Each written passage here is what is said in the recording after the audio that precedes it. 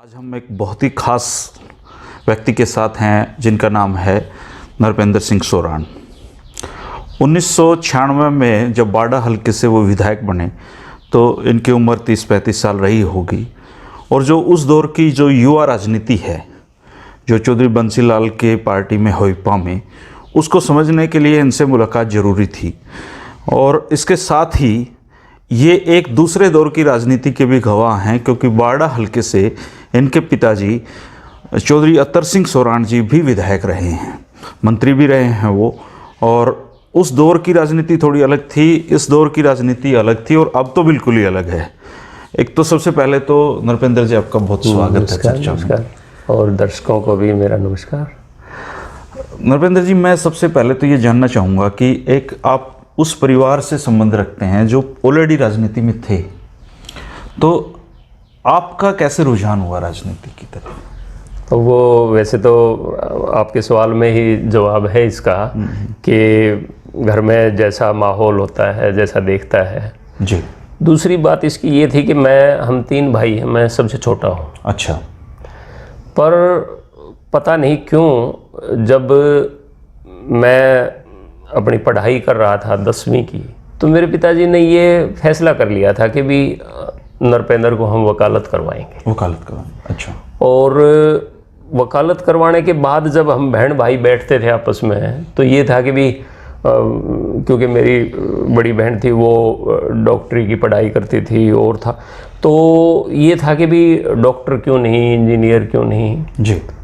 तो मेरे पिताजी ने जो एक बात कही वो मुझे आज भी याद है, हालांकि उन 10वीं की बातें थी जी। उन्होंने कहा कि देखो, राजनीति में बहुत सारे एहसान लेने पड़ते हैं। अच्छा। और दूसरा शब्द भी उन्होंने कहा कि बहुत सारी न चाहते हुए भी दुश्मनियां हो जाती हैं। अच्छा।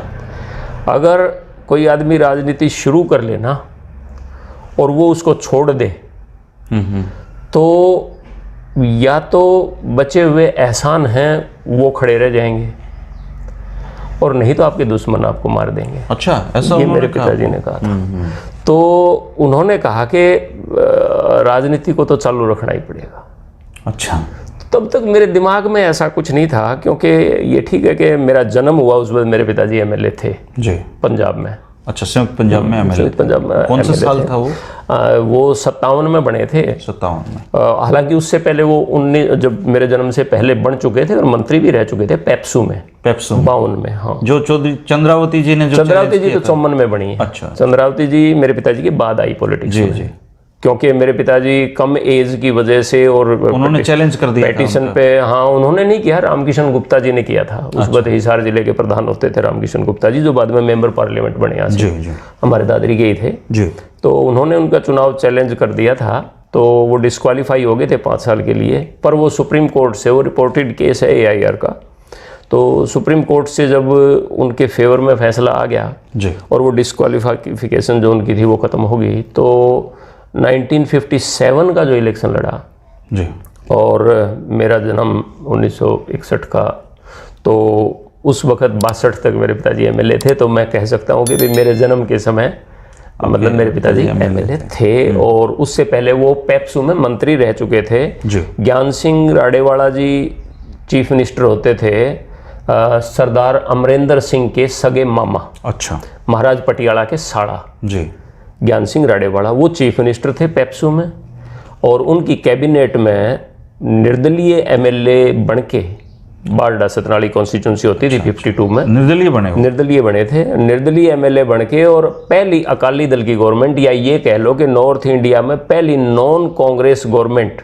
जो बनी, उसमें मेरे पिताजी की वजह से बनी वो, क्योंकि 2 मेंबर कम पड़ते थे, और एक तो निर्दलीय के तौर पर मेरे पिताजी ने तो सपोर्ट उनको देनी थी जी, और उसके साथ ही निहाल सिंह तक्षक जी यहाँ दादरी से जो कांग्रेस के एमएलए बने, उन्होंने भी कांग्रेस छोड़ दी थी और उन्होंने भी अकाली दल का समर्थन कर दिया था। तो ज्ञान सिंह राडेवाला जी जो अकाली दल के चीफ मिनिस्टर बने जी, उनकी गवर्नमेंट बनवाने में उस वक्त क्योंकि 2 मेंबरों की कमी थी, तो मेरे पिताजी का रोल था, और उसी एवज में उनको 25 या +25 जो उनकी एज थी इस यंग एज में जी, और वो मंत्री तो बने ही बने, साथ ही उनकी जो कोठी जो थी वो बारादरी में थी। बारादरी है जो पटियाला का जो राजमहल जो होता है, उसमें सिर्फ राजमहल ही था और मंत्रियों की कोठी कोई गिनती के लोगों की थी उसमें बारादरी में। अच्छा। तो उन्होंने अपने नज़दीक वो रखते थे, क्योंकि वो एक तरह से कह सकते हैं हम कि भी वो पॉलिटिकली एहसान मानते थे कि भाई नेहरू की उस हवा में और गैर कांग्रेसी सरकार बनवाना और बनाना और बनाए रखना। हालांकि ये संयुक्त पंजाब की रवायती रही है, क्योंकि जमींदारा पार्टी भी, यूनियनिस्ट पार्टी भी यहाँ लंबे समय वो ठीक है, ये कि भी खुददार या बोल्ड लोग या इस तरह की बात आप कह सकते हो कि वो लोग सरकारों से टक्कर लेते रहे हैं, जिसमें सर छोटू राम की बात आप करो तो उन्होंने 1922 में कांग्रेस छोड़ दी थी और था, तो वो बात भी है। पर फिर भी उस वक्त गैर कांग्रेसी सरकार बनाना एक बड़ी बात थी, तो वो पेप्सू में बनी थी यहाँ से। अच्छा नृपेंद्र जी, जैसे आप ने एक विधायक के घर में ही जन्म लिया, जी जी, तो जब होश संभाला, जैसे अतर सिंह जी की जो एक्टिविटी थी जी, वो किस तरह की रहती थी? उस दौर की राजनीति को मैं थोड़ा समझना चाहता हूँ। देखो, उसको समझने के लिए आज का आप कंपेयर करके आप इसको समझ पाएंगे जी। उस वक़्त लोगों के साथ मिलना जुलना जो होता था ना जी, वो आज की तरह से रिजर्व नहीं था और लोगों के बीच में ही बैठते थे पॉलिटिकल आदमी। एक तो चीज़ ये थी मोटे तौर पे, और इसमें दूसरी जो बात थी वो ये थी कि उस वक़्त जो भी कोई कुछ करता था ना जी, तो वो बिल्कुल ब्लैक एंड वाइट में होता था और कहीं भी ये नहीं होता था कि भी मतलब आदमी कर कुछ रहा है, कह कुछ रहा जो है। नोट कमाने वाली सी जो प्रवृत्ति थी, नोट कमाने की बात तो बहुत लेट आई है, खैर। अच्छा। बहुत लेट आई है। और वो तो बात इंडिविजुअल किसी एक व्यक्ति की भी मैं नहीं कहूँगा जी। उस दौर के जो भी लोग थे वो तो इस पैसा वैसा कमाने को, इन चीज़ों को तो पाप मानते थे, बुरा मानते थे। अच्छा। ये तो स्वभाव था सबका ही। तो जैसे अतर सिंह जी जब विधायक थे, लोगों की चहलकदमी घर में रहती होगी जैसे, जी जी जी, तो आंटी सब कुछ करती थी या नौकर चाकर थे? वैसे तो देखो थोड़ा सा एक फ़र्क तो मैं इसलिए देखता था हमारे परिवार में, जो क्योंकि उस वक्त तो हम गांव में ही रहते थे। मांडी हरिया गांव हमारा है और यहाँ से कोई 24 किलोमीटर पड़ता है। तो गांव में हम रहते थे और जब हम छोटे थे तो ये था कि भाई हमारी हवेली को देखने के लिए लोग दूर दूर से आते थे, क्योंकि उस वक्त तो कच्चे घर होते थे।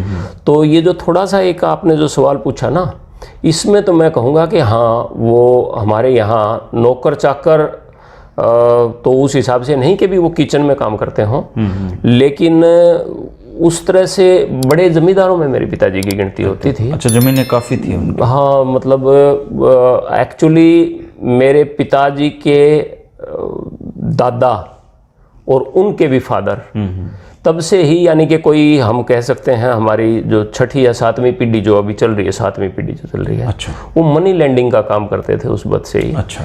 और जींद जो स्टेट थी उसमें मेरे पिताजी के दादा इनकम टैक्स पे ही थे। अच्छा। And he was the alone जो जाट या जमींदार इनकम टैक्स पे ही, अदरवाइज हाँ नहीं तो बाकी कोई बनिए वगैरह थे, उसमें तो लगानी बड़ी मुश्किल से, हाँ लगानी नहीं। और ये तो आपका एरिया तो पूरा अनफर्टाइल एरिया ही था उस समय तो मनी लैंडिंग का जो उनका काम था, बहीबंदी बोलते थे उसको, बहीबंद जो लोग थे जी, तो वो उसका जो इनकम होती थी उस पे जो जींद स्टेट में टैक्स देना होता था वो था। तो यानी कि उनकी गिनती बड़े जमींदार में थे। जो सवाल आपका था उसके जवाब में मैं कह रहा हूँ कि भी सेवादार, नौकर चाकर, ये सारी चीज़ें तो थी, अवेलेबल थी, लेकिन फिर भी घर में और किचन में जो काम था और था वो तो मेरी माँ ही करती थी।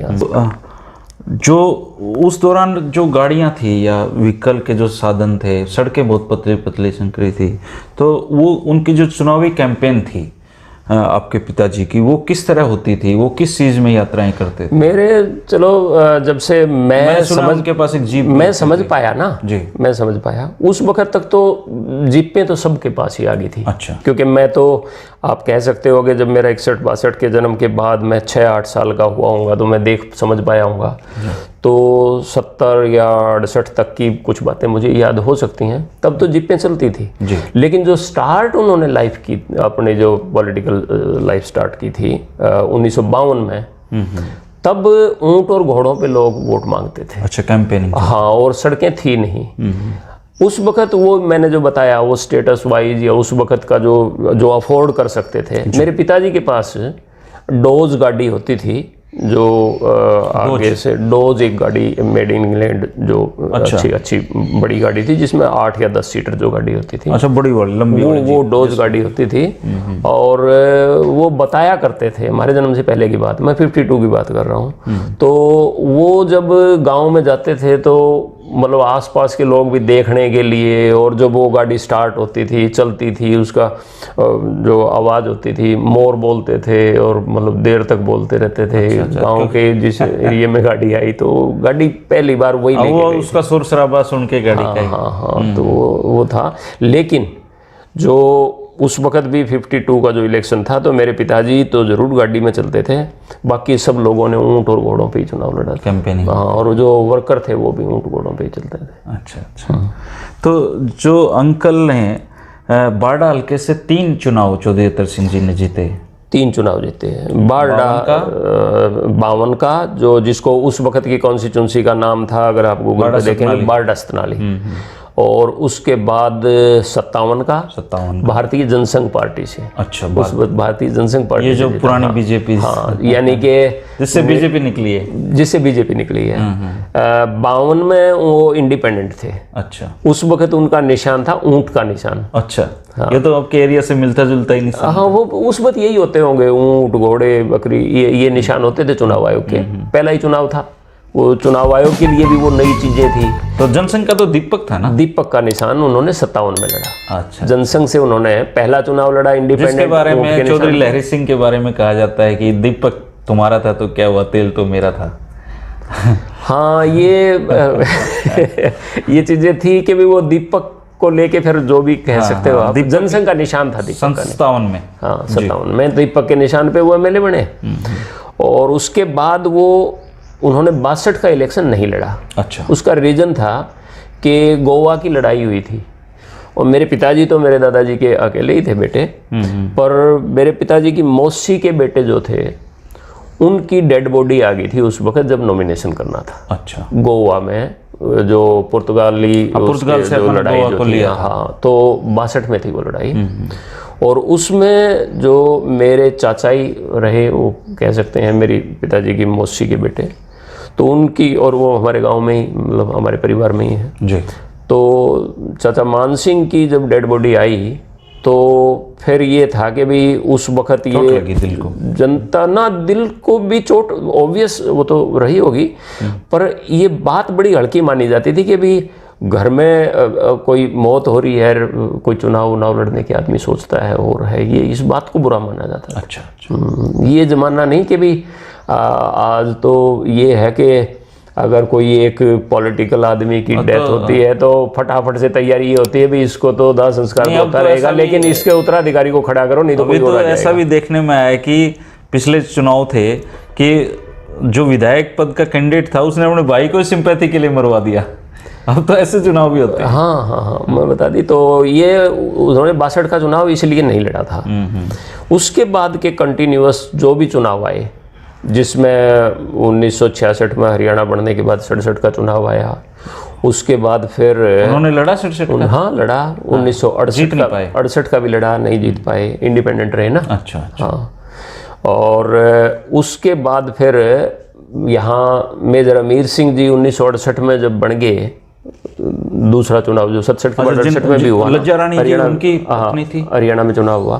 तो फिर वो 69 में फिर चुनाव हुआ बारडा का। अच्छा। वो भी लड़ा फिर। अच्छा। 67, 68, 69, क्योंकि मेजर साहब की डेथ होगी तो उसके बाद उनकी वाइफ लज्जा रानी कांग्रेस टिकट पर आ गई। पहले मेजर साहब जो थे वो विशाल हरियाणा पार्टी से बने थे, जो राव वीरेंद्र सिंह की पार्टी से। हाँ, तो फिर वो तीनों इलेक्शन लड़े और तीनों हारे। उसके बाद फिर 1971 का जनरल इलेक्शन आ गया, फिर वो लड़ा, फिर वो हारे। फिर टीचर्स आंदोलन हो गया, उस वक्त तक इंदिरा जी मरोड़ और रोड वाला वही मरोड़ रोड वाला, या ये कह लो कि भी चौधरी बंसी लाल जी की उस वक्त पावर बहुत बढ़ गई थी। हाँ। क्योंकि पावर का ये था कि भी इंदिरा जी उस वक्त अपनी पार्टी में, जो आज कांग्रेस पार्टी में जो लड़ाई चल रही है ना, इसी तरह की लड़ाई उस वक्त और इंदिरा जी के साथ हो गई थी। और इंदिरा जी को पार्टी से बाहर निकाल दिया था और पार्टी का अपना निशान बदल के, और जब वो प्लग पार्टी आई थी, हाँ, वो जो यंग ट्रक्स नाम से जो उस वक्त जो मोहन धारिया और चंद्रशेखर, ये जो पार्टी से कांग्रेस में जो रह गए थे जी, और इंदिरा जी बाहर आई थी, और उस वक्त उन्होंने जो नीलम संजीव रेड्डी को राष्ट्रपति ऑफिशियल कैंडिडेट को हरा के और वीवी गिरी को जो उन्होंने राष्ट्रपति बनवाया, उस वक्त चौधरी बंसी लाल ने उनके पर्सनल रिक्वेस्ट पे और उस काम में रोल प्ले किया था। अच्छा। और उस बात का एहसान इंदिरा जी चौधरी बंसी लाल का मानती थी। ऐसा चौधरी बंसी लाल बताते थे कि उस वक्त व्हिप जारी हो गई थी पार्टी की कि भी ऑफिशियल कैंडिडेट को सारे लोग राष्ट्रपति का वोट डालेंगे जी। तो इंदिरा जी ने कहा कि चौधरी बंसी लाल को बुला के कहा कि भाई हमने तो इनको नहीं डालना वोट, और हमने तो इंडिपेंडेंट वो जो वीवी गिरी जो राष्ट्रपति के लिए कैंडिडेट हैं उनका वोट डालना है। तो चौधरी बंसी लाल से उन्होंने कहा कि भाई क्या करोगे आप? उन्होंने कहा जी व्हिप होगी है। तो वो बोला जी हम व्हिप का तो मैं इलाज कर दूंगा। उन्होंने उस वक्त चंद्रावती भी एमएलए थी लोहारू से। अच्छा। चंद्रावती जी को बुलाया, चौधरी बंसी लाल के गुड फेथ में थी उस वक्त, बाद में उनका डिफरेंसेस आ गए थे, मंत्री पद से हटा दिया, नहीं मंत्री पद से भी हटा दिया था बीच में ही उनको। बाद में तो वो जो पावर ताकत की बात, पर उस वक्त उन्होंने चंद्रावती जी को कहा कि भाई आप एक बयान दो अखबारों में कि भाई राष्ट्रपति का चुनाव आत्मा की आवाज़ पर होना चाहिए, इसमें पार्टी का व्हिप और ये बाइंडिंग नहीं होनी चाहिए। चंद्रावती ने ये बयान दिया, बयान देते ही सादर व्हिप टूट गई, सारों की आत्मा व्हिप टूटते ही सादर सबकी आत्मा जो थी उन्होंने आत्मा की आवाज़ पे वोट दिया, और इंदिरा गांधी जी ने चौधरी बंसी लाल का एहसान माना। और उसका नतीजा ये हुआ कि 1971 में चौधरी बंसी लाल ने, और 1970 में ही किसी बात पे डिफरेंसेस आ गए और चंद्रावती को भी मंत्री पद से हटा दिया। और उसके बाद फिर टिकट तो 1971 में उनको देनी पड़ी।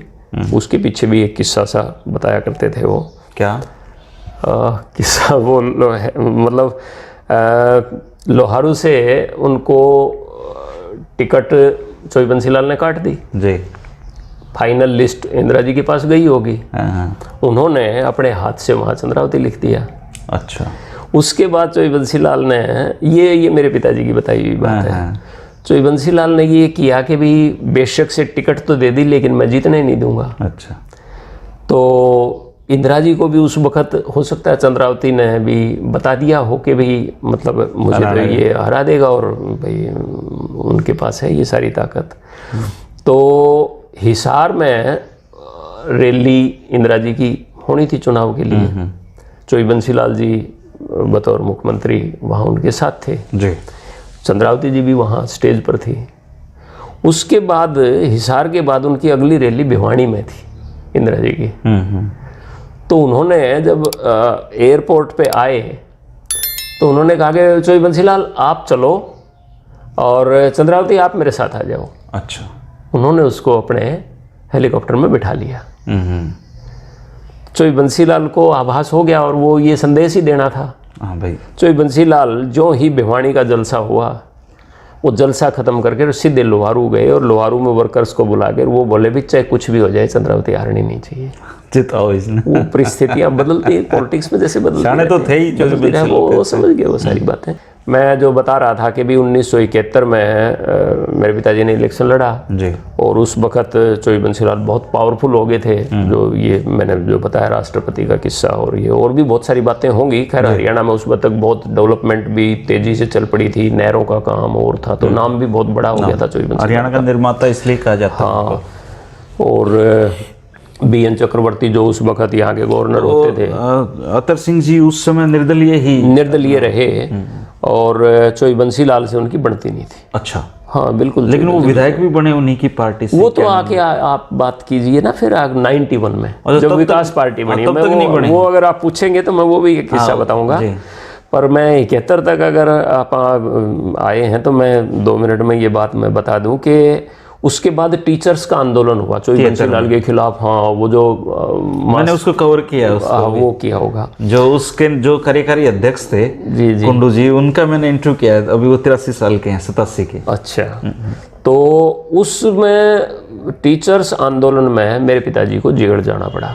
अच्छा। समर्थन कर दिया ना उन्होंने। समर्थन। तो उस वक्त जो भी पॉलिटिकल आदमी जो थे, हालांकि मेरे पिताजी तो कोई टीचर वीचर तो थे नहीं। हाँ। पर उस समय तो बंसीलाल जी को ये था ना कि कोई जो मेरे आगे जो अड़ता है ना उसको मैं मतलब किसी भी तरह से हाँ रोकूं उसको, या पावर का इस्तेमाल करके।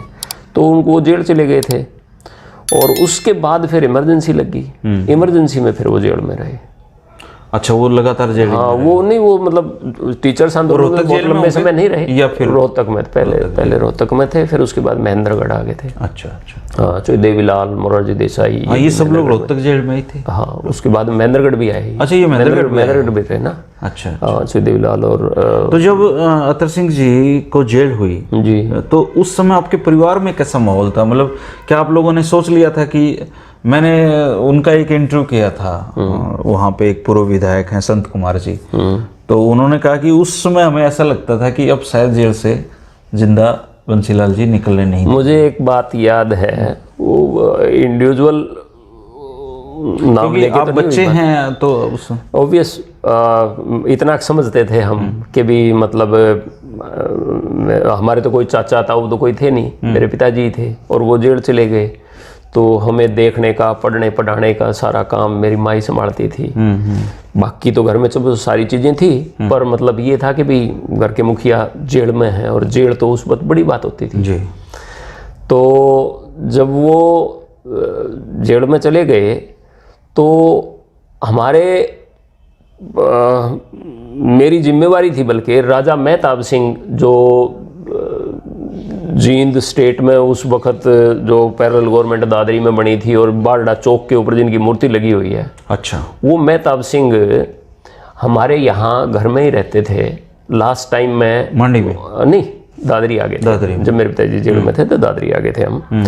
तो हम यहाँ पढ़ते थे। तो राजा मेहताब सिंह का जो आखिरी टाइम था वो हमारे मेरे पिताजी उनकी सेवा के लिए उनके अच्छा, हाँ, उनको अपने घर में ही रखा हुआ था। तो उनको शाम को च्यवनप्राश और दूध देना मेरी ड्यूटी थी। और सर्वेंट जो एक था उसको, क्योंकि उनको वो बलगम बहुत आती थी जी। दादा, हम तो दादा ही कहते थे उनको, वैसे मेरे पिताजी राजा जी कहते थे उनको। अच्छा। तो राजा मेहताब सिंह उस समय इतना प्रेम दोनों में देखिए कि वो जींद रियासत में और नहीं, एक अगर वो देखना है तो फिर ये देखना पड़ेगा कि 1952 का जो इलेक्शन मेरे पिताजी जो लड़के और जीते थे ना, उस वक्त राजा मेहताब सिंह ने उनके मुकाबले चुनाव लड़ा था। बताइए। और वो आदमी उनके घर रह रहा है, बुढ़ापे में सेवा के लिए उसकी रखा हुआ था कि दादा राजा जी आपका ये गांव में पार नहीं पड़ेगी, और देसी दवाइयाँ, आयुर्वेदिक दवाइयाँ और ये च्यवनप्राश दूध, ये और वो ड्यूटी मेरी लगाई हुई थी कि आप इनको दूध और च्यवनप्राश आप दोगे, और वो जो राख का तसड़ा जो है जिसमें वो बलगम वो थूकते थे, वो ये सर्वेंट रखे ना, तो इसको ये ध्यान रखना है कि भाई वो राख का तसड़ा इनके पास रखना है। तो ये ड्यूटी उस वक्त रखवाई हुई थी। तो राजा जी जब मेरे पिताजी जेल में थे ना, मैंने ये किस्सा इसलिए आपको बताया कि हमारे घर में लोग तो आते रहते थे मिलने वाले, तो सिंपैथाइजर सारे दिन में मतलब 20-30-100 आदमी तक आ जाते थे दिन में। उनको दूर दूर से चल के आते होंगे बारडा से चल के आते थे बुजुर्ग से आदमी, और आके हमारा सिर वगैरह भी पुचकारते थे कि भाई बेटा हिम्मत रखिए। वो मेरे बड़े भाई थे, वो तो मेरे जो सबसे बड़े भाई थे तो वो तो उस वक्त समझदार थे भाई, वकीलों के पास जाना जुना थोड़ा बहुत वो भी करते थे। मतलब उसकी छूट जाए पिताजी। पर हमें तो सिंपली इतना ही पता था कि भी जेल में है और मतलब कुछ पता नहीं क्या होगा। लेकिन वो राजा जी हमारे बैठे बैठे जब हम पढ़ते पुढ़ते होते थे तो और लोग मिलने के लिए आए हुए होते थे, तो मैंने 2-4 बार जो उनको बोलते हुए सुना ना, थोड़ी दबी हुई आवाज़ में, वो मतलब हिला देने वाली बात थी हमारे लिए। वो कहते थे कि भाई बालक सिंह ने तो मत पता चलन दो, लेकिन ईब जीवदों को नहीं आवा तरसे। अच्छा, ऐसा एप्रिहेंशन उस वक्त लोगों में इमरजेंसी के दौरान ये बन गई। मैंने कई लोगों से, ये बिल्कुल सत्य बात है ये तो राजा जी संत कुमार ने कहा कि जब रसिया में ऐसी लगी थी एक बार तो वो जिंदा नहीं लौटे थे। बोला हमें यकीन हो गया था कि हम जिंदा नहीं लौटेंगे यहाँ से। हाँ, इसी चक्कर में तो चौधरी दल सिंह भजनलाल जी से बंसीलाल जी से एक मुलाकात के बाद पार्टी ज्वाइन कर गए उनकी। हाँ, वो मतलब और जब चरण सिंह उनको मुख्यमंत्री बनाना चाहते थे। सही है ये बात है। तो राजा जी मतलब, या मैं कहूँ हमारा दादा मेहताब सिंह जो थे राजा जी, वो ये कहते थे बोला बालका ने तो जिक्र ना करियो, हम पास में बैठे पढ़ रहे हैं, मैं और मेरे से बड़ा भाई जितेंद्र दोनों। वो सोचते कि और वो सोचते थे भी चलो ये 8वीं के बच्चे हैं, क्या जानते होंगे। और वो कहते थे बोले वो कहते थे ना भाई कि मैं बाहर निकलने की कोई बात है, जैसे गांव के आदमी आके पूछते थे। तो राजा जी क्योंकि हमारे घर में रहते थे भाई, वो नामी गिरामी आदमी थे, और मेरे पिताजी की घर हाजिरी में तो वो ही रहते थे। मेरी माँ वगैरह वो सब गाँव में रहते थे। अच्छा। यहाँ सर्वेंट रहते थे। तो तब वो उनसे कहते थे कि भाई जीवदों को नहीं आवा दर्शन, बालकान तो मत बताइयो। हिल जाते थे आप लोग। लेकिन हम समझ जाते थे कि भी कुछ गड़बड़ है। अच्छा, वो एक लंबे दौर की राजनीति उनकी रही जी। तो आप लोगों से जैसे आज के दौर के जो पापा और बेटों वाला जो प्यार है, तो इतना तो नहीं रहता होगा, इतना समय तो नहीं दे पाए होंगे आप लोगों को? नहीं, समय नहीं दे पाए। वो थोड़ा सा दूसरी तरह के थे एक्चुअली। एक तो शायद उनको ये भरोसा होगा कि भी बच्चे अपनी पढ़ाई वढ़ाई पूरी कर, उस टाइम देते भी नहीं थे पेरेंट्स। हाँ, पेरेंट्स देते नहीं थे, बच्चे ही करते थे। पर ज़्यादातर लोगों के बच्चों का सबका ध्यान भी पढ़ाई की तरफ ही था। मैं ये नहीं कहता हमारा ही था, लेकिन वो इतना ज़रूर शाम को कई बार हमें कह देते थे, वो उल्टा एक मिसाल कहते थे कि भी पढ़ोगे लिखोगे होवोगे खराब, खेलोगे कूदोगे बनोगे नवाब। उल्टा ये इसलिए कि भी तुम अब खेलने का टाइम हो गया, खेलने जाओ। अच्छा। वो उल्टा बोलते थे।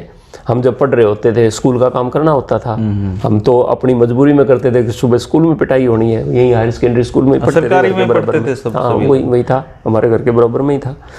तो लेकिन अच्छा, बहुत सारे जो क्योंकि टीचर्स आंदोलन में रहे, तो ज़्यादातर तो हमें वो टीचर्स पढ़ाते थे जो मेरे पिताजी के साथ जेल में थे, या जो रोज़ रात को शाम को आके बैठते थे, प्लानें बनती थी, योजनाएं बनती थी, कुछ सर जो थी। तो जब वो हमें उल्टा पढ़ने की कहने के बजाय ये कहते थे कि भी अब खेलने का टाइम हो गया, खेल। तब तक उनका चौधरी बंसीलाल से कोई मेल मिलाप कुछ नहीं? चौधरी बंसीलाल जी से तो मेल मिलाप का एक ऐसा आया कि 1977 में इलेक्शन आ गया विधानसभा। ये आपका सत्येंद्र का इलेक्शन हुआ ना, जब चौधरी देवीलाल जी हरियाणा के चीफ मिनिस्टर बन के आ गए। तो उस वक्त तक कुछ ऐसे हालात बन गए होंगे, मुझे बहुत ज़्यादा नहीं पता, पर जैसे सुनी सुनाई बात है कि इंदिरा जी ने चौधरी बंसीलाल को इस इमरजेंसी के दौरान ही कुछ क्या घटनाएं घटी होंगी, क्या बात रही होगी, और उनको उतना महत्व देना कम कर दिया था। और इवन सत्येंद्र के इलेक्शन में, विधानसभा के इलेक्शन में तो सुरेंद्र सिंह की टिकट भी काट दी थी कांग्रेस पार्टी ने। सुरेंद्र सिंह निर्दलीय लड़ना पड़ा और वो टिकट भी काट दी थी।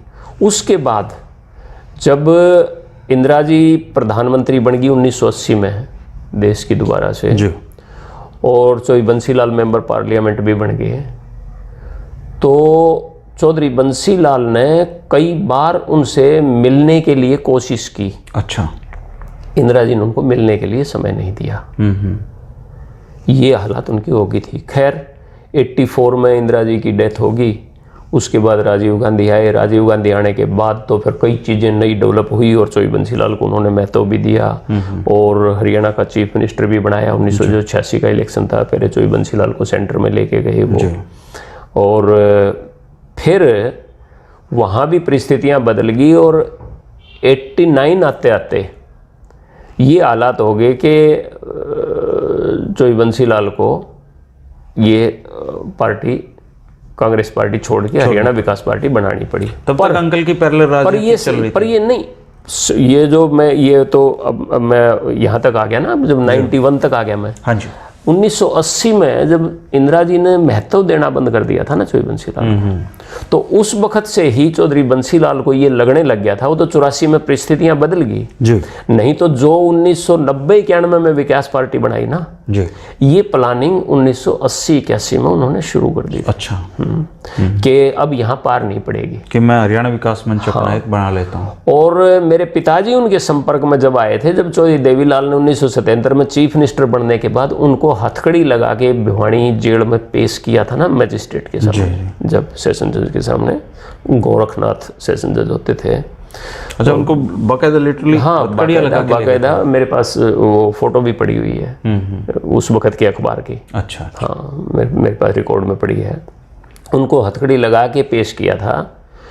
उस वक्त एक भिवानी में माहौल कुछ ऐसा बन गया था और चौधरी बंसीलाल के घर में भी एक सिचुएशन अराइज हो गई थी कि ये किसी को नहीं पता था इतनी जल्दी जनता पार्टी का राज चला जाएगा। अच्छा। और चौधरी बंसीलाल के साथ जो उनके घर में जो रात दिन लगे रहने वाले लोग थे, उनके परिवार के लोग, उनमें भी कहीं ना कहीं ये बात आ गई थी कि भी अब हम दूरी बना लें, नहीं तो हमें भी कहीं ना कहीं रगड़ा लग जाएगा पॉलिटिकल। अच्छा। उस वक्त हमारे एक कॉमन रिश्तेदार, यानी कि रिश्तेदारी की रिश्तेदारी इनडायरेक्ट सीधी नहीं, वो मिलती थी। चौधरी बंसीलाल की भी कहीं रिश्तेदारी थी, हमारी भी कोई रिश्तेदारी थी, और वो जो एक कॉमन आदमी थे वो मेरे पिताजी के पास आए थे मैसेज लेके कि चौधरी बंसीलाल ने ये कहा है कि भी मन ने तो अतर सिंह का नुकसान करने में कोई कसर नहीं छोड़ी। अच्छा। लेकिन अगर आज मन ने ज़रूरत है चौधरी अतर सिंह की, अगर वो आज मेरा साथ दे दे तो मैं उसका एहसान नहीं बोलूँगा, कभी नहीं बोलूँगा। ये चौधरी बंसीलाल का मैसेज लेके आए थे मेरे फूफा जी के साथ। एक जो रिश्तेदार थे, उनके रिश्तेदार कॉमन जो थे, अच्छा, वो लेके आए थे। और उस वक्त से ही उन्होंने 1980 में चौधरी बंसीलाल के साथ ज्वाइन कर लिया था। पहली चौधरी बंसीलाल के गर्दिश के दिन थे। अच्छा, अच्छा, उनके बुरे दिनों में। हाँ, उनके बुरे दिनों में चौधरी बंसीलाल की इस रिक्वेस्ट के ऊपर कि जब उनको जमानत होनी थी, और इससे पहले तो बंसीलाल जी आपके घर कभी नहीं आए होंगे। ना ना ना, बाद में आए, कोई मतलब ही नहीं था। वो तो बल्कि ये था कि भाई हमारा वहाँ चौक के ऊपर, जो अब तो यहाँ रह रहे हैं, पुराना घर हमारा यहाँ रोहतक चौक के ऊपर है। अच्छा। जहाँ हम रहते थे, राजा जी और मैंने जो बताया सारा, अच्छा, सब चौक वाले घर में ही रहते थे हम।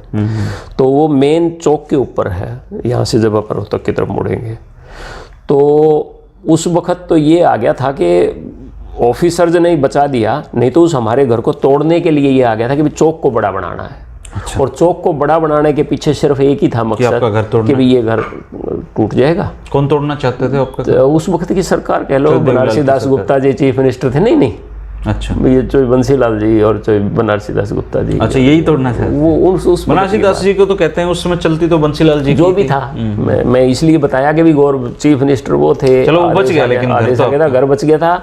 और उसके बाद ये तो बात हुई ना 75 की, और 80 में वो मैसेज ही आ गया। 80 में भी क्या आ गया, 78 में आ गया, जब चौधरी बंसीलाल को हथकड़ी लगी तब आया ना वो तो। MP तो बाद में बने, MP तो मेरे पिताजी ने फिर सपोर्ट की ना उनकी। अच्छा। हाँ, तो उस वक्त तक चौधरी बंसीलाल को शायद एक बात और भी लगने लगी होगी। उससे पहले तो वो स्टेट की राजनीति करते थे, तो उन्होंने अपना तो शाम हल्का विधानसभा का क्षेत्र था। उनको जब ये था कि भी वो केंद्र में चले गए तो केंद्र की राजनीति करनी है, को साथ किया था। चौधरी जंगवीर सिंह साथ आए, जंगवीर सिंह भी आए थे। जंगवीर सिंह ने, जबकि अतर सिंह जी भी उसी दौर में आए। 67 का इलेक्शन जंगवीर सिंह ने उनके खिलाफ लड़ा था, लेकिन उनके साथ आए। और चौधरी अतर सिंह को भी इसलिए लिया कि चौधरी बंसीलाल के दिमाग में ये आ गई थी कि भी अब मुझे पार्लियामेंट में अगर जाना है तो इनका साथ चाहिए। तो कम से कम लोहारू, बारडा और दादरी, 3 कॉन्स्टिट्यूंसी में तो जीतना ही चाहिए। मतलब मेरे पिताजी का जो प्रभाव था वो उतना ही था जितना चौधरी बंसीलाल का बवानी खेड़ा तो शाम और भिवानी में था जी।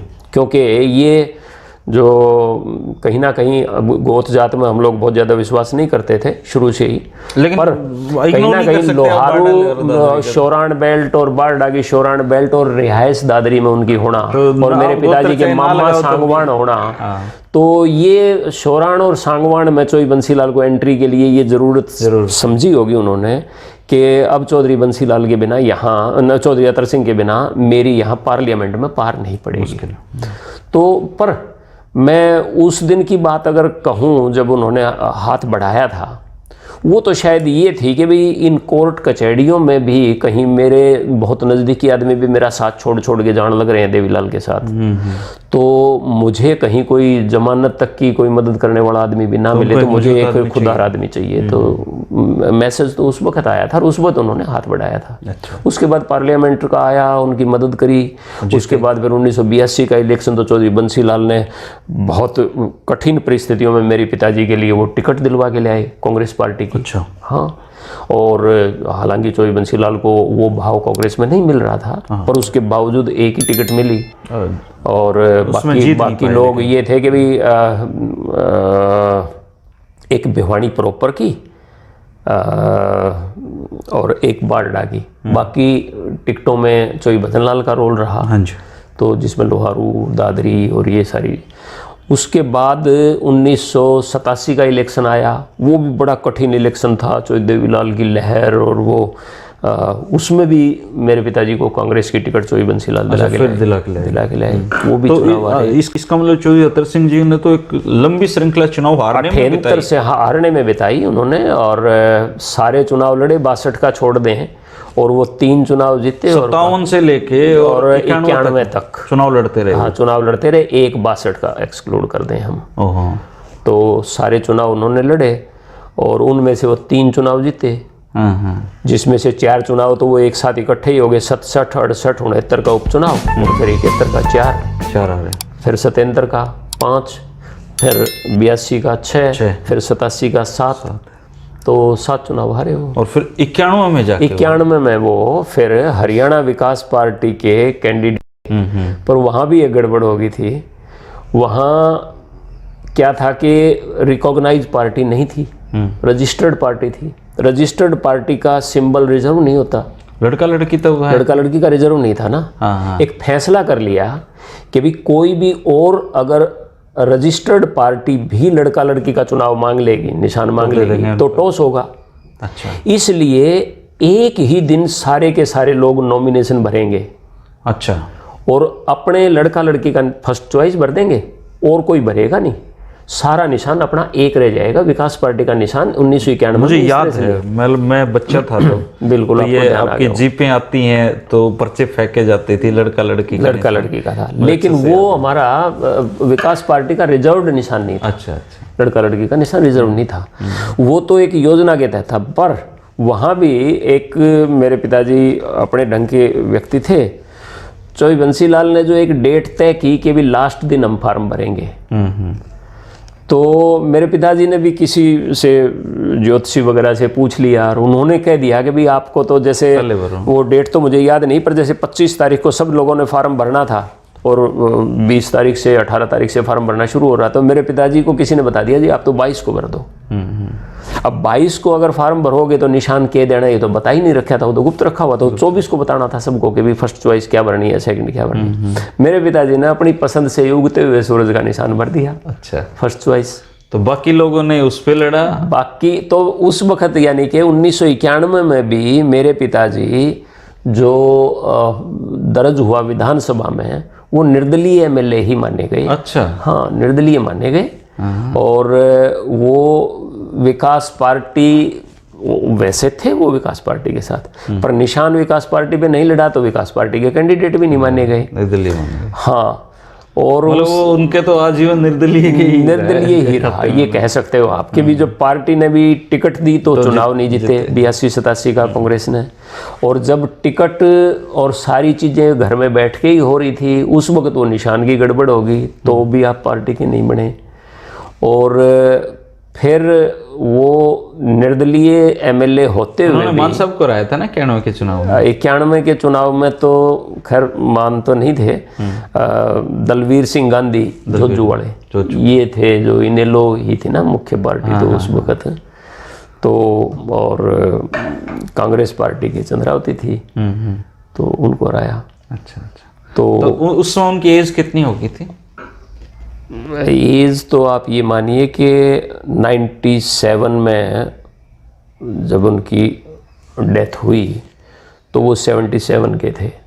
तो आप ये 6 साल पहले ये मानिए 71 तो फिर उन्होंने फैसला कर लिया था कि ये मेरा लास्ट चुनाव है सब, या फिर तब तक आप तब भी नहीं लड़ना चाहते थे? एक्चुअली उनकी कुल्ले की हड्डी टूट गई थी, गिर गए थे और किसी शादी में गए थे। आपको तैयार कर दिया था उन्होंने चुनाव लड़ने? हाँ, मतलब उन्होंने भी तैयार कर दिया था और मैं क्योंकि उनका पूरा काम देखता था। और नरवाना का एक उपचुनाव हुआ था। 3 भाइयों में से आप ही? मैं सबसे छोटा हूँ। अच्छा, तो आप ही काम देख रहे थे उनका? हाँ, मैं नहीं देखते तो मेरे सबसे बड़े भाई थे, वो भी देखते थे, पर कहीं ना कहीं चोई बंसीलाल को नरवाना का उपचुनाव हुआ था और वो भी हमारी विकास पार्टी बनने के बाद, और वो बहुत ख़राब टाइम था जिसकी वजह से विकास पार्टी टूट भी गई थी। हमारे एमएलए भी भाग गए थे और हमारे एमपी थे यहाँ जंगबीर सिंह, वो भी छोड़ के चले गए थे चोई बंसीलाल को।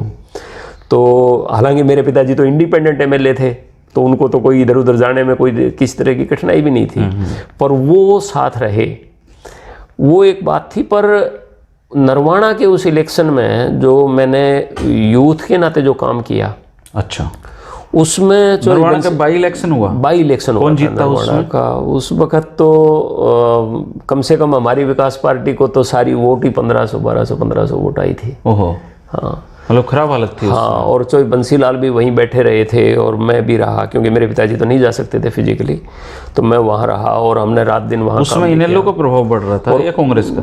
उस वक्त कांग्रेस पार्टी का प्रभाव था। अच्छा। हाँ, तो उस नरवाना के इलेक्शन का ही कारण था कि हमारे यहाँ से दादरी से एमएलए थे धर्मपाल सिंह, हमारे अमर सिंह धानक बवानी खेड़ा से थे, हमारे जंगबीर सिंह मेंबर पार्लियामेंट थे, और बाकी भी जो टोटल हमारे 12 एमएलए थे वो सारे लोग छोड़ के चले गए थे। जगाधरी से भी चले गए थे और ये सब लोग छोड़ के चले गए थे, गिनती के ही लोग बचे थे। तो क्योंकि उस नरवाना इलेक्शन के बाद एक संदेश चला गया था कि भी विकास पार्टी तो चलेगी नहीं, ख़त्म हो गई। उसके बाद जब शराबबंदी का नारा चला और वहाँ परिस्थितियाँ बदली और सारी चीज़ आई, और 1996 का जो इलेक्शन आया, तो मैं ये कह सकता हूँ कि भी मतलब इतने कम समय में ऐसे पॉलिटिकल परिस्थितियाँ भी बदल सकती हैं, ये एक देखने की बात थी कि हमारे यहाँ कादमा कांड हुआ था। और कादमा कांड उस वक्त का इतना ही बड़ा कांड था जो सरकार में हुआ था, भजनलाल जी की गवर्नमेंट में, और 4 आदमी उसमें मारे गए थे। एक आदमी की आंखें चली गई, बिलों को लेके कुछ, हाँ, बिजली के बिलों को लेके आंदोलन हुआ था। और उस आंदोलन के जो यहाँ जो मेन लीड रोल में थे, लीडर थे बल्कि, वो थे रविंदर सांगवान, मेजर अमीर सिंह के बेटे, लज्जा रानी के बेटे। अच्छा। मेजर साहब के बेटे, और रविंदर सांगवान, और किसान संघर्ष समिति बनी हुई थी, जिले के वो प्रधान थे। और उस कादमा कांड में शोक प्रकट करने के लिए उस वक्त पश्चिमी बंगाल से रोड से कोई पूरे देश के 80-90 मेंबर पार्लियामेंट्स आए थे यहाँ मेंबर पार्लियामेंट कादमा में। अच्छा। हाँ, अलग अलग दिन में देखो, और ये महेंद्र सिंह टिकैत और ये सब लोग, बड़े बड़े लोग, और ये सारे लोग, मतलब उस समय का सबसे बड़ा किसान आंदोलन बन गया था, सबसे बड़ा किसान आंदोलन। और उस किसान आंदोलन रविंदर सांगवान के नेतृत्व में, जो यहाँ किसान संघर्ष समिति के जिला के अध्यक्ष थे, और वो पूरा आंदोलन किसान संघर्ष समिति की तरफ से था। और रविंदर सांगवान को चौधरी देवीलाल ने टिकट दी 1996 में। मैं परिस्थितियां बदली हुई की बात कर रहा हूँ। और चौधरी बंसीलाल ने विकास पार्टी की टिकट मेरे को दी, और चौधरी देवीलाल कादमा में वोट मांगने के लिए आए। और चौधरी देवीलाल उस वक्त तक दिमागी रूप से और शारीरिक रूप से ठीक ठाक थे, अच्छे थे, क्योंकि वो तो 2002 में आके उनकी डेथ हुई है, तो उस बाद 10-12 साल तक तो उन्होंने काम किया लंबा। उसके बाद भी मैं, जब से चुनाव हुए हैं, मेरे पिताजी और ये सब लोग बीच में आते रहे जाते रहे, तब से लेके आज तक का हाईएस्ट रिकॉर्ड मेरा ही है। 28,000 वोटों से बारडा के लोगों ने मेरे को रविंद्र सांगवान के मुकाबले जिताया, जो हीरो थे उस समय के। हाँ, उस वक्त के हीरो, किसान संघर्ष समिति के जिला के अध्यक्ष और चौधरी देवीलाल के कैंडिडेट। तो मैं दो बातें यहाँ पे आपसे पूछना चाहूँगा जी। एक तो आपकी जीत के क्या कारण थे, और दूसरा आपका हल्का जो है जी, वो एक बार जीते हुए को दोबारा रिपीट क्यों नहीं करता है? देखो, इसमें कारण तो आप साइंटिफिक कारण इसका नहीं कह सकते। अच्छा, मतलब ये बस बनता रहा रिकॉर्ड? नहीं, इसका है एक कारण। आप पूछ रहे हो, उसके कारण तो दो तरह के होते हैं ना। जैसे बीमारी का एक होता है साइंटिफिक कारण, एक होता है कि भैया मनोवैज्ञानिक कारण। हमारा बैकवर्ड एरिया है, तो मैं इसको साइंटिफिक कारण नहीं कहूँगा कि भाई यहाँ चौधरी अतर सिंह को आप अगर जाओगे तो मेरे बारे में तो अच्छा बुरा कह देंगे, जमाना वक्त की बात है, या हम लोग भी हमारे पिताजी का मुकाबला नहीं कर पाते, पर कोई बुरा नहीं बताएगा। लेकिन आप उनसे ये सवाल का जवाब आपको भी नहीं मिलेगा पूरे बार डाल के कि भाई अगर इतना बड़ी आदमी था तो 7 बार क्यों हराया लगातार?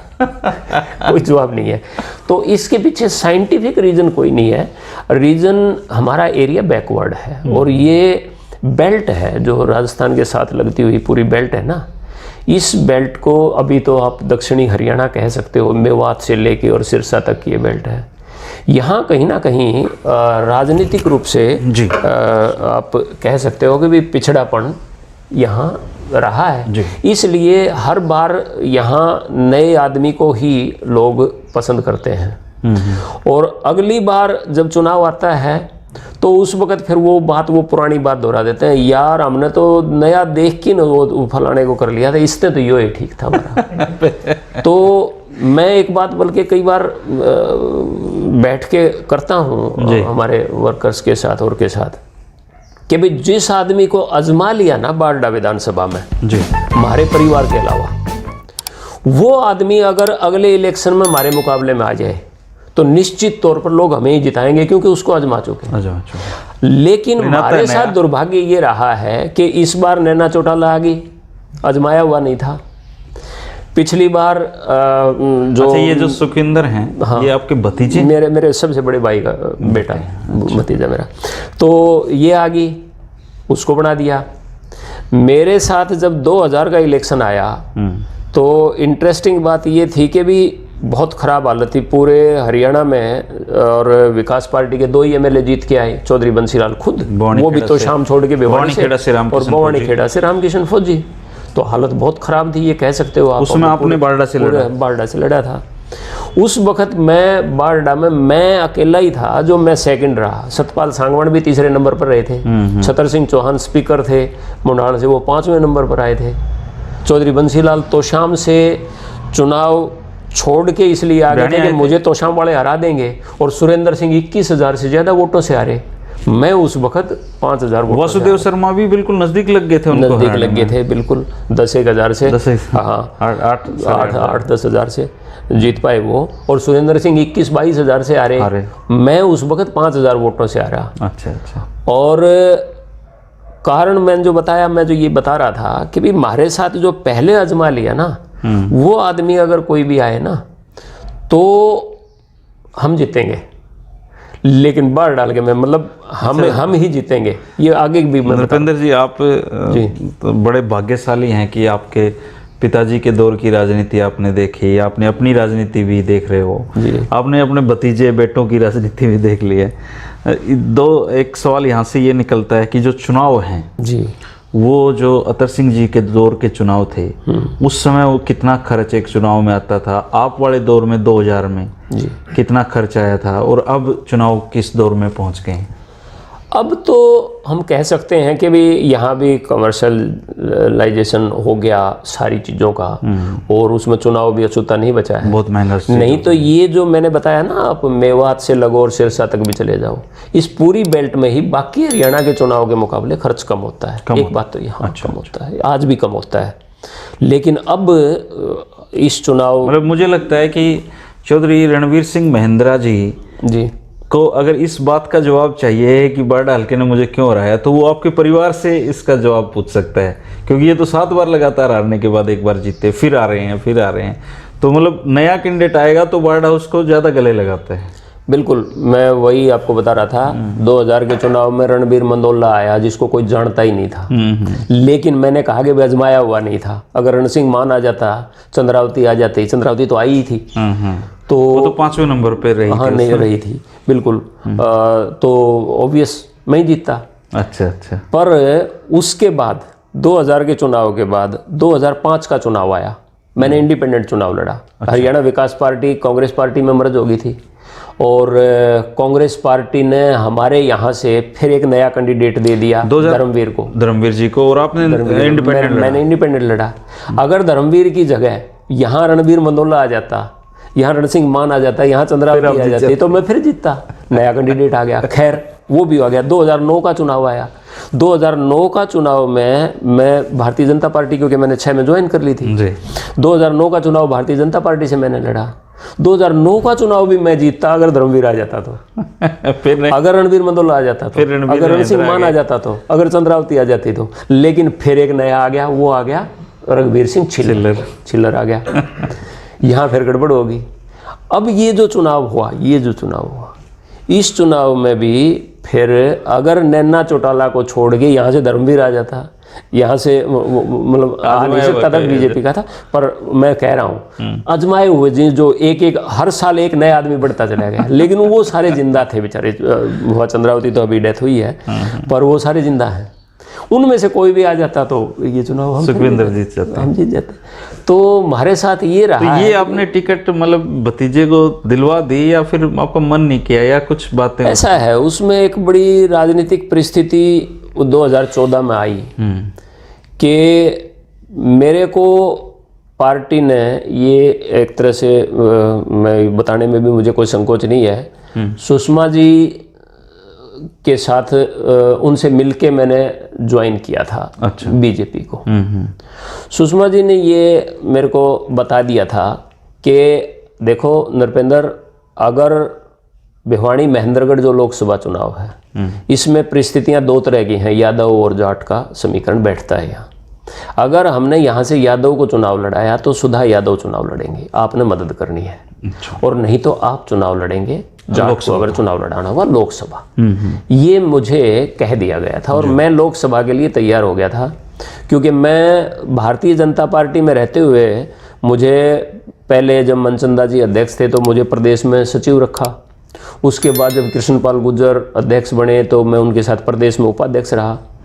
उसके बाद मुझे जिले का अध्यक्ष बनाया ही इसलिए था, रामविलास शर्मा अध्यक्ष बन गए थे।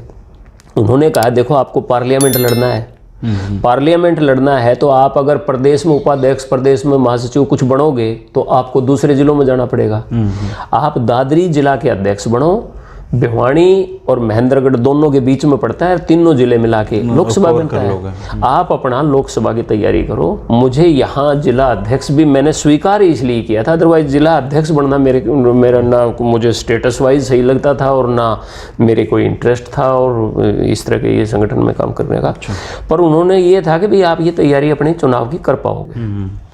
एंड टाइम पे पार्टी का कुछ 2014 में कुछ ऐसा बना कि भी उन्होंने राव इंद्रजीत को, वीरेंद्र सिंह को, और यूपी में तो कोई 60 के करीब ऐसे एमपी जो कांग्रेस पार्टी के एमपी रहे हुए थे उनको कुदा के ले आए। तो मजाक में मतलब तंज के रूप में भी कहते हैं कि कांग्रेस इसलिए नहीं मरेगी क्योंकि वो बीजेपी में जिंदा है। हाँ, ये कह सकते हो आप कि एक पॉलिसी डिसीजन हुआ बीजेपी का कि भी हमने कांग्रेस बीजेपी के आदमी मरो 100 बार, हमने तो राज बनाना है और कांग्रेस पार्टी के वहाँ से आदमी लाने हैं, जिससे कि वो जो एक शब्द बोलते थे मोदी जी ने वो कहना बंद कर दिया, और वो कहते थे कि भी कांग्रेस मुक्त भारत बनाना है।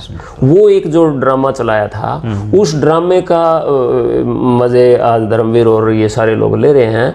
और यहाँ मतलब 2014 के चुनाव में जो मुझे पार्लियामेंट के कैंडिडेट की बात जो कर ली गई थी, उसके बाद जब विधानसभा का चुनाव आया तो मैं अपना लेवल ये मान बैठा था कि अब मैं विधानसभा नहीं, मैं लोकसभा लड़ना था, मैं नहीं लड़ पाया। तो अब मतलब आपका सपना सा थोड़ा रह गया वो, इसलिए सुखविंदर को फिर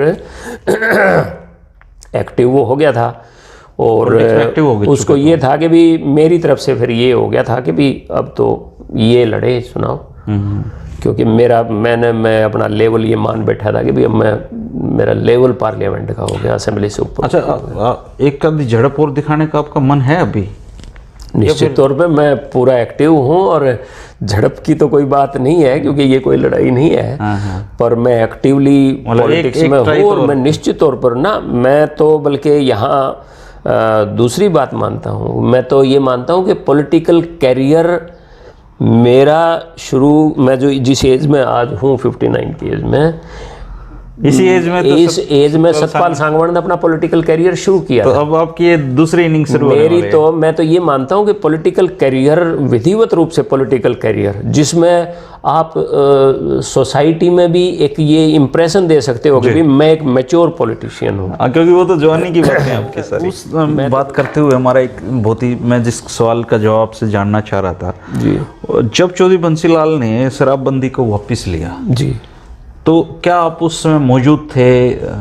कैसा मतलब माहौल था? ऐसा कहते हैं कि उनकी आंखों में लिटरली आंसू थे इस फैसले को वापस ले, तो सच्चाई है ये?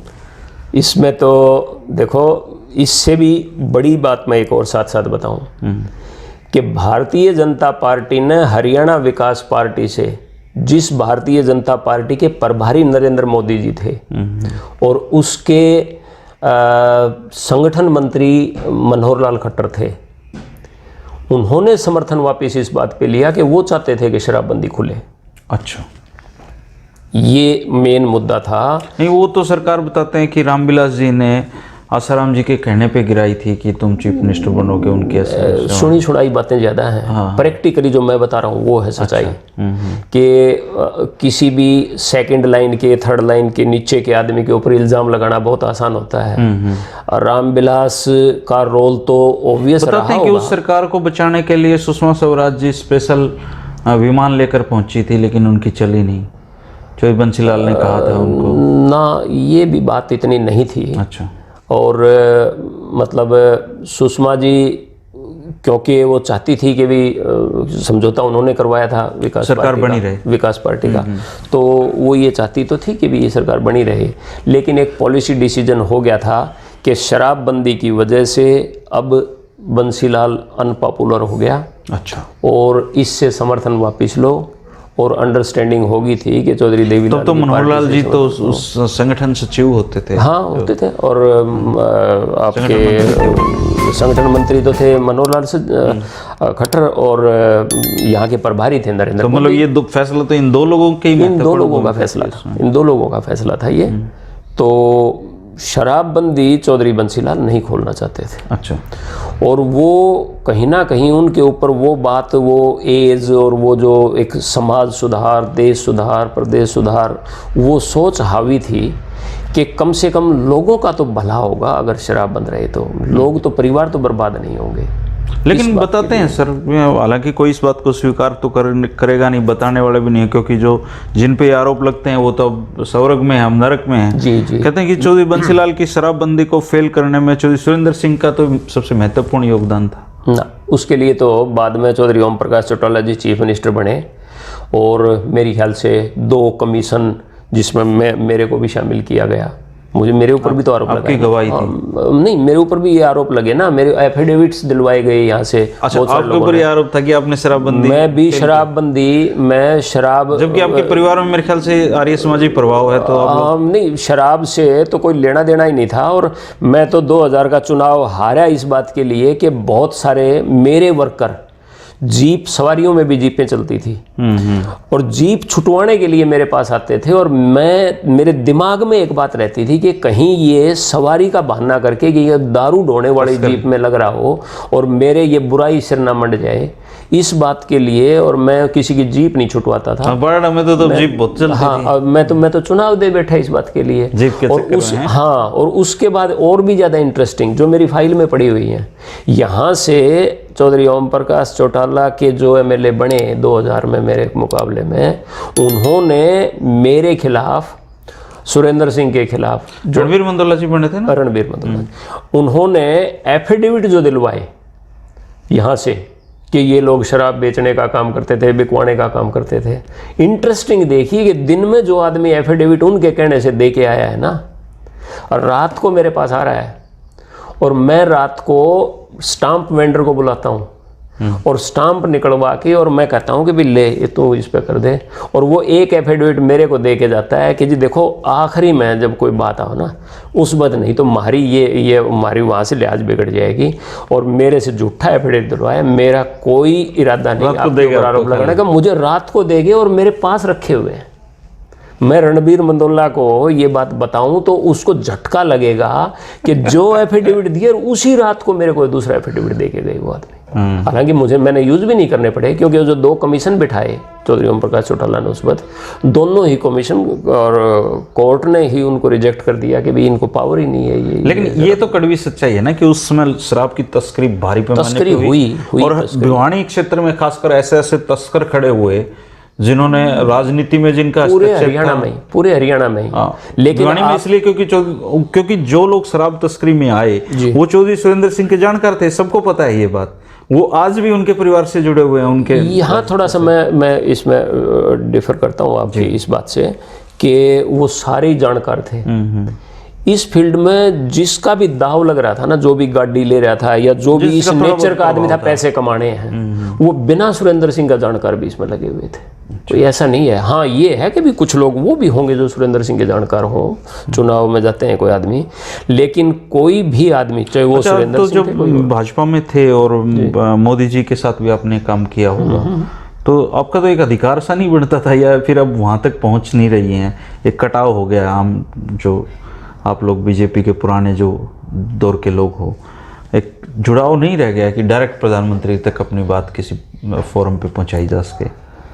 देखो ऐसा है, 2014 के बाद भारतीय जनता पार्टी ही भारतीय जनता पार्टी नहीं रही। जिन विचारों को, जिन वैल्यूज़ को लेके और जिन मॉरल लेवल्स की जो मेंबरशिप जो भारतीय जनता पार्टी में होती थी, ये जो मिस्ड कॉल से मेंबरशिप जो बनी ना, इसके बाद से तो भारतीय जनता पार्टी रही नहीं। और मैं आज नरेंद्र मोदी जी देश के प्रधानमंत्री हैं और आप उन तक पहुंचाने की बात कर रहे हो, मैं ये कह सकता हूं कि आने वाले समय में ये एक पार्टी है, भारतीय जनता पार्टी नहीं है, ये पॉलिटिकल पार्टी है। मूल्य कोई चक्कर नहीं, कोई वैल्यूज नहीं है।